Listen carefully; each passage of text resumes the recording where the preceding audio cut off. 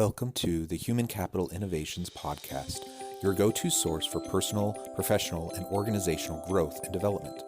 We hope you tune in often for all things people management, organizational development and change, organizational leadership, and social impact related. Maximize your personal and organizational potential with Human Capital Innovations Podcast.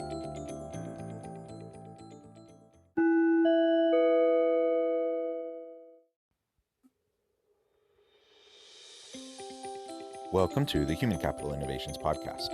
In this HBR Minute HCI podcast episode, I explore the recent HBR video, Does Virtual Presence Still Matter at Work?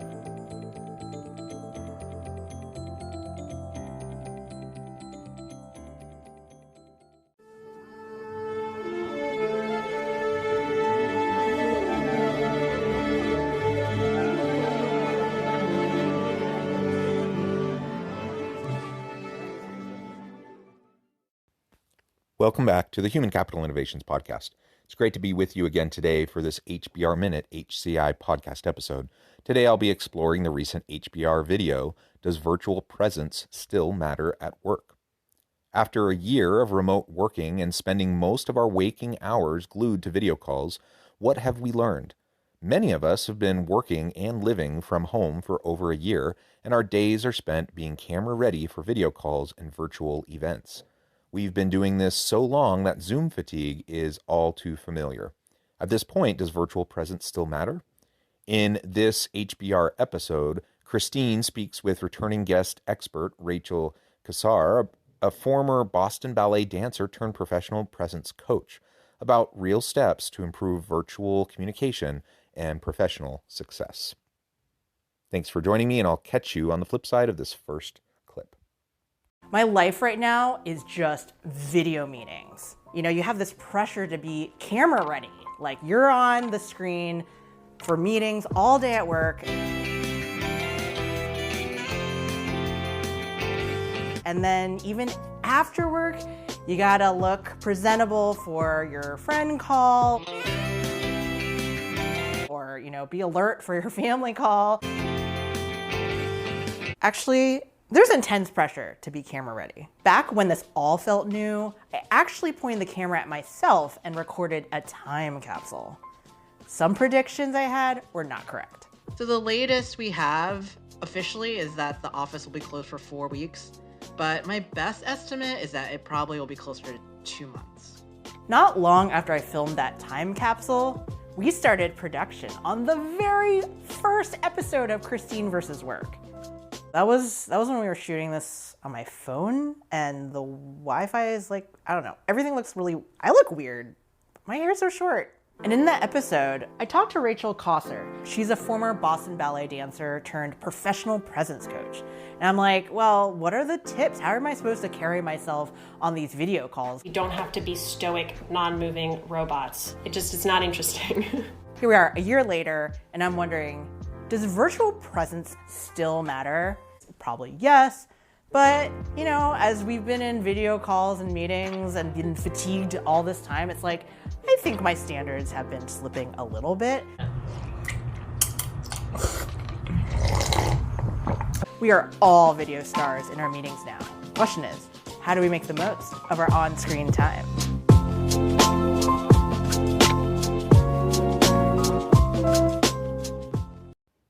I'm sure we can all relate to this.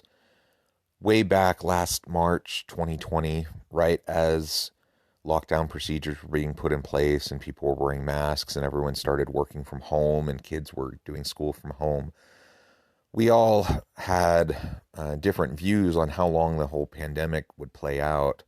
But I don't think many people, maybe anyone, really thought that a year later we would still be mostly in the same situation. Now, obviously now things are better. People are getting vaccinated. The case numbers are going down. And it looks like we actually do have a light at the end of the tunnel at this point. But I think back then, back in March 2020, people were hoping, that by summer things would clear up and that we would be in good shape. And that just didn't happen. And so as she mentions, I think most people's predictions about how the pandemic was going to play out didn't really come true. It ended up being a much longer haul than most of us thought. And because of that, organizations really did have to pivot and move to online virtual work, not just for a really short period of time, but for a long, extended period of time, for a year. And so many organizations have decided that they're going to continue and allow people to work remotely, or at least adopt some sort of a hybrid approach to the workforce so that people can work and get the benefits from the flexibility of virtual work while also still coming into the office sometimes.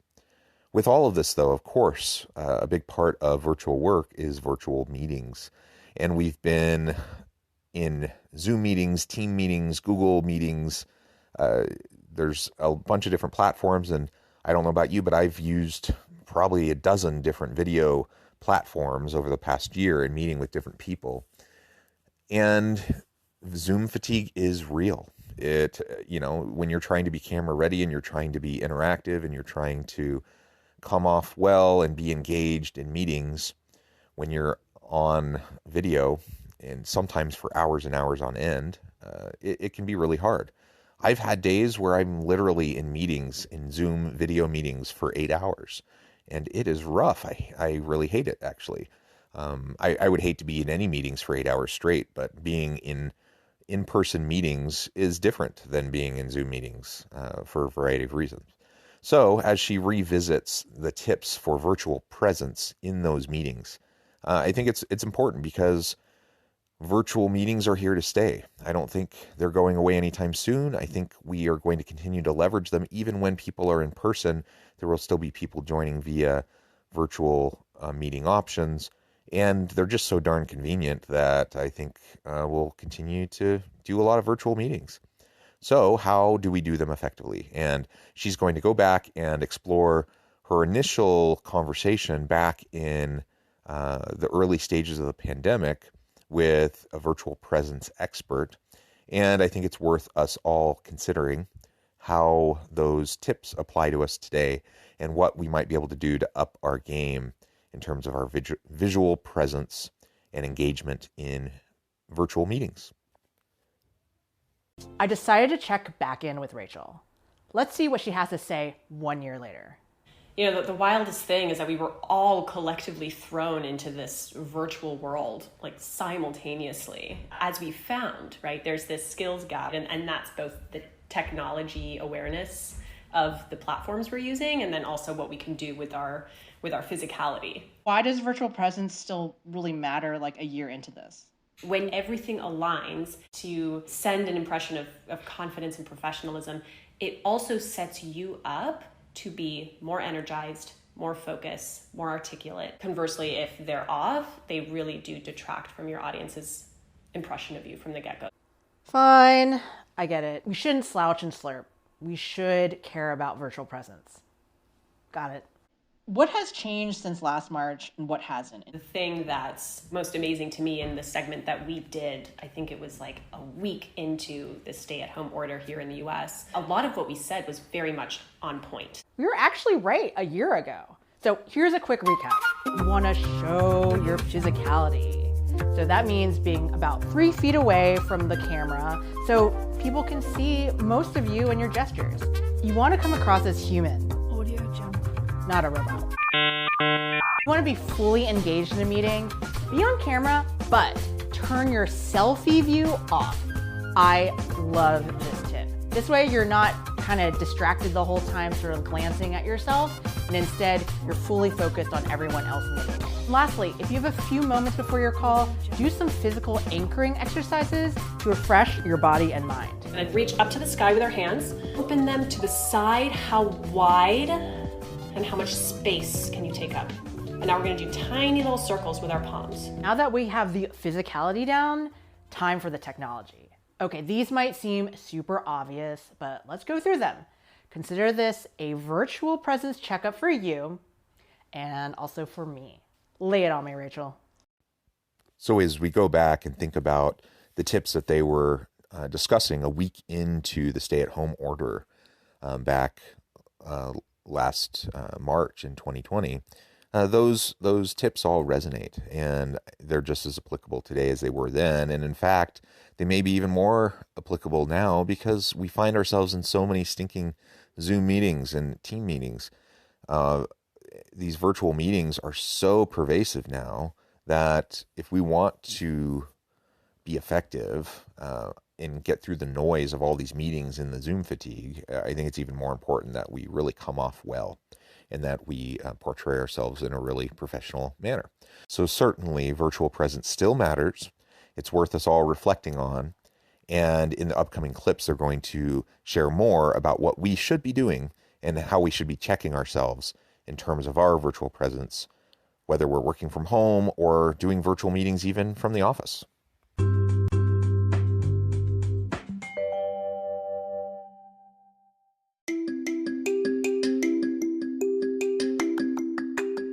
I'm excited to announce the publication of my new book from HCI Press, Bluer Than Indigo Leadership: The Journey of Becoming a Truly Remarkable Leader. Early in my adult life, I learned about an Asian proverb that translates as bluer than indigo. If you think about the color indigo, it is a brilliant, deep, and vibrant blue, what some would call the bluest of blues. To have something that is bluer than indigo is rare and truly remarkable. Contrary to popular myth, there is no one-size-fits-all or cookie-cutter approach to effective leadership. There's no silver bullet, no secret sauce, no go-to model that will solve all of our problems. The truth is, great leaders have all had their unique strengths and flaws, and have all had to discover and then pave their own distinctive path in their life's journey to fulfill their leadership potential. Bluer Than Indigo Leadership will help you discover your own path and explore those ordinary, everyday actions that will help you respond to an uncertain future and produce extraordinary results for individuals, teams, and organizations.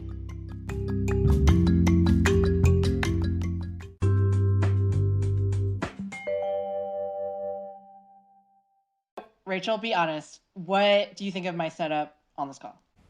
So I think your setup is decent. I think there are a couple of things. Yes, let's do it. Let's do it. A couple of things. Right now, we're getting a little bit more space, negative space than we need between the top of your head and the outer limit of that screen. You see less of me and you see less of my gestures. Okay, so yes. By adjusting that, right, so now I see more of Christine. And then the other thing is that because you have a window, we're getting like an orb-like presence in your frame, which means that the sharpness of you is minimized. So in that clip, I'm running out to go grab my ring light from across the room. And then Rachel has a huge one, which I super love. But you can also use natural light, which is what I have here. I'm not using a ring light right now, and you can see me just fine. From a lighting perspective, it's much improved. It's easier for me to see your humanity. Is it working? I know that there are big fans of virtual backgrounds out there, but Rachel recommends against them and going real. Right, if the goal is to connect human to human, like let's be real and let's not add these layers of complexity that really, they just add more distraction. With that advice, if you need to use a virtual background for whatever reason, make sure you're in front of a plain, flat, solid background.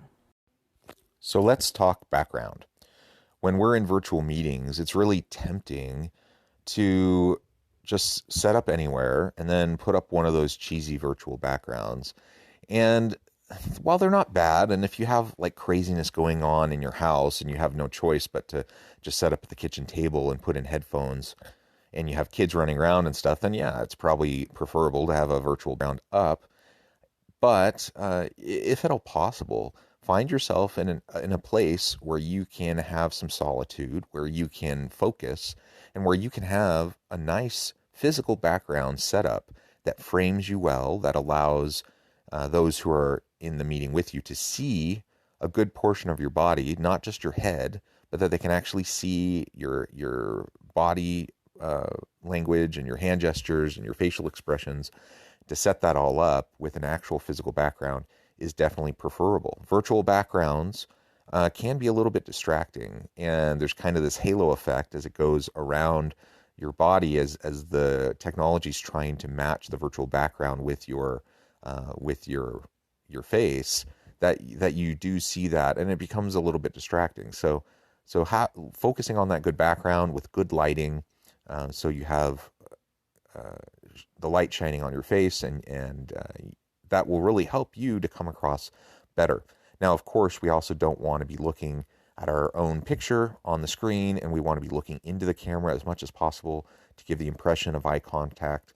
And that can be difficult, but we can train ourselves to do it, especially if we turn off our selfie view of the camera. And so we don't have to be distracted by the way we look. We can just focus on the people on the screen, the people that we're interacting with.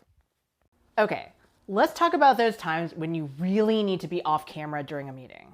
I typically go into meetings with my camera on and I like to see everybody, but once in a while there's life is happening and for whatever reason, I just don't really want my camera on, but I'm still engaged.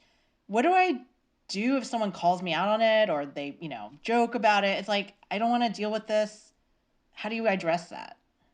I would just pop into the chat like, hey, everyone, it's great to be here. I just wanted to let you know for this meeting, I'm going to keep my camera off. It immediately makes the implicit explicit, right? So name it and claim it. No one's going to be wondering, oh, well, is Christine in the car right now? Like, did she go somewhere else and she's, with a different background? And no one, it's a waste of everyone's time. Sometimes we really do need to have our camera off. Now, I will say, whenever possible, have your camera on so that you can interact. And it is different. It is meaningful to be able to have the visual cues and the body language, the eye contact, even though it's virtual, the hand gestures. Having all of those elements with your video on is much preferable. People will just engage with you more, and you'll be more impactful in the comments that you make and the insights that you share, and the involvement and the collaboration that you're a part of in that meeting. But of course, it's not always possible.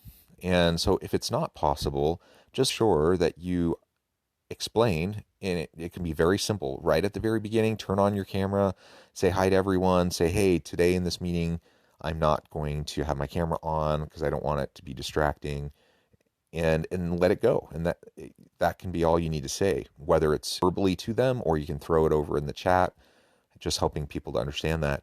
Then they know that you're not actively trying to disengage from the meeting, especially if the norm at your organization is that most people have their cameras on and you're like the only person with your camera off. That obviously can cause problems. But nobody's going to care if you just explain why you need to do that in the first place. So just be straightforward, be upfront, share that with them, and then you can be fine. Again, whenever possible, keep your camera on so that you can engage. But if it's going to be a problem, if it's going to be distracting for whatever reason, just let them know and then move forward in a positive way. Man, I really miss The Office. And seeing that time capsule from a year ago, woof, that brought a lot of feelings back, So I was one of the last people in the office. I cleaned up everything, made sure nothing was going to be infested with raccoons by the time we got back. Leaving the office was like packing up for a trip to the moon. Sometimes I do feel like I'm alone on the moon, in my space, in my apartment. But hey, those guys on the moon, they had to figure it out. Voice check, please. We'd like it to come left about 5 degrees, over. Oh, geez, that's great. Is the lighting halfway decent? Yes, indeed. Beautiful, just beautiful. I miss the office too. I think we're all tired of this situation. And I have to admit, I like the flexibility of virtual work. I do like being at home more. But as I've said in other episodes, I've always worked virtually quite a bit. Usually anywhere between half to even 3/4 time, I've worked virtually for the better part of a decade or more. And so virtual work isn't new to me, and I definitely like the flexibility of it. But I do miss going into the office. In this past year, where I've gone into the office some, but for the most part, I've just been at home, and I miss those interactions with my colleagues. I miss interactions with my students in person, and I'm really looking forward to having that chance to interact with them face to face again, and hopefully soon.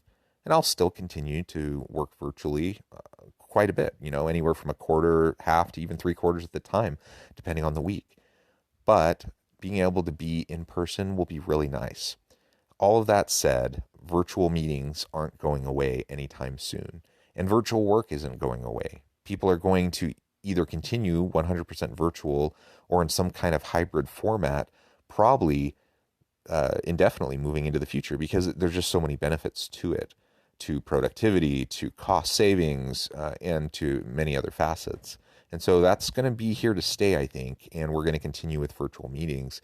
So let's make sure that we take stock of how we're doing in our virtual meetings and our virtual presence, and let's recommit to making sure that our virtual presence is solid and that we're conveying the right kind of message, so that we can have a good perception coming from the other end as people are interacting with us. If we want to be effective in our collaborations, if we want to continue to be innovative, if we want to have meaningful relationships with our colleagues, then we need to focus on our visual presence. And they laid out some pretty good tips here in this short HBR video and in this podcast episode that hopefully you'll carefully consider and take into account, and maybe even set a few goals on how you can improve your virtual presence moving into the future.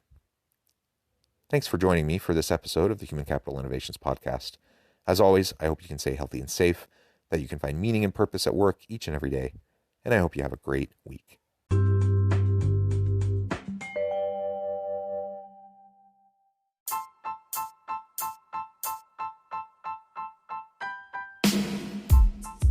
The alchemy of truly remarkable leadership. Ordinary, everyday actions that produce extraordinary results. Consider how the nature of work has shifted over the past 50 years. With increased globalization, rapid technological advancement, and the shift in economic composition, the average job of today looks very different than the average job of 50 years ago. What will the jobs and organizations of tomorrow look like? Moreover, what does this all mean for organizational leaders? What are the core competencies and capabilities of organizations and their leadership that are prepared for continued disruption and geopolitical and socioeconomic shifts? Regardless of what the future holds, increasingly, leaders need to be socially minded, data-driven, decisive, champions of talent, and disruptors of the traditional notions of leadership, teams, organizations, and work. The alchemy of truly remarkable leadership will help you to explore your own leadership competencies and capabilities and consider ways to apply and implement them into your workplace and personal life.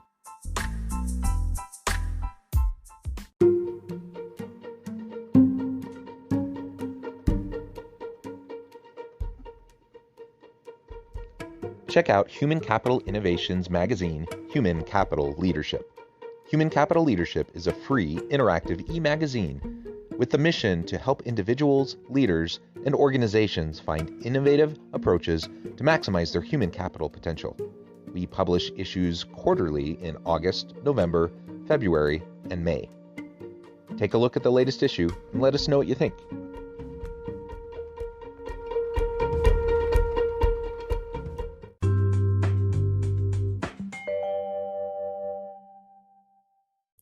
Thanks again for joining us for this episode of the Human Capital Innovations Podcast.